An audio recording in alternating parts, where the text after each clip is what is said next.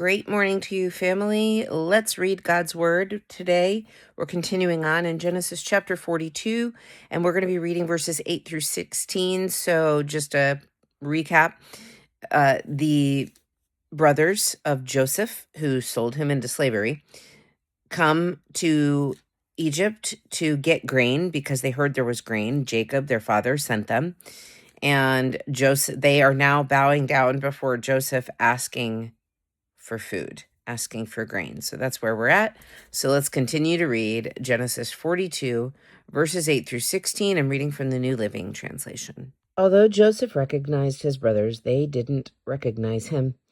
And he remembered the dreams he'd had about them many years before. He said to them, "You are spies. You have come to see how vulnerable our land has become." "No, my lord," they exclaimed. "Your servants have simply come to buy food. We are all brothers, members of the same family. We are honest men, sir. We are not spies." "Yes, you are," Joseph insisted. "You have come to see how vulnerable our land has become." "Sir," they said, "there are actually 12 of us. We, your servants, are all brothers, sons of a man living in the land of Canaan. Our youngest brother is back there with our father right now, and one of our brothers is no longer with us." But Joseph insisted, As I said, you are spies. This is how I will test your story. I swear by the life of Pharaoh that you will never leave Egypt unless your youngest brother comes here. One of you must go and get your brother. I'll keep the rest of you here in prison. Then we'll find out whether or not your story is true. By the life of Pharaoh, if it turns out that you don't have a younger brother, then I'll know you are spies. So we aren't told here exactly why Joseph tests his brothers this way, but he does. He kind of puts them through the ringer, right?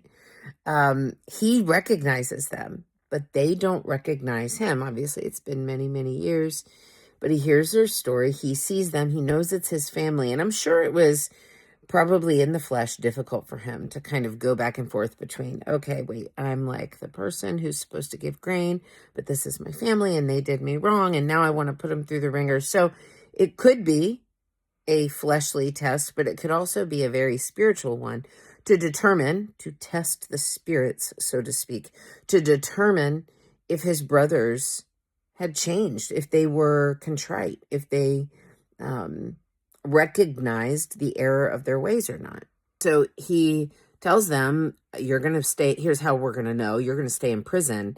Essentially, he gets them to bring his youngest brother. Now, remember, Benjamin is his full brother from Rachel. So Joseph was the original one that Jacob loved, right? And he favored him over his other sons, which is what ended them up in this mess, which isn't really a mess, is it? This is what we need to remember when things go wrong.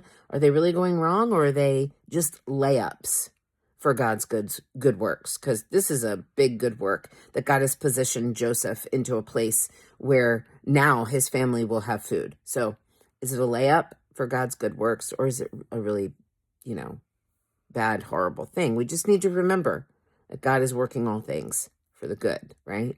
He wants to see Benjamin again. And so he tells them, you're going to bring my brother. Essentially, he doesn't tell them that it's his brother, but you're going to bring him.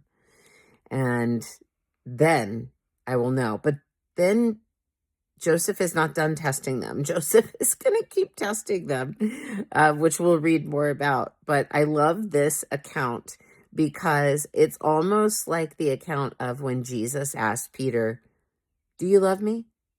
Do you love me? Do you love me?" And so that's what I'm reminded of here with this testing. So you'll have to stay tuned for what happens next. But just know this, Joseph did have an accurate dream that his brothers would bow before him.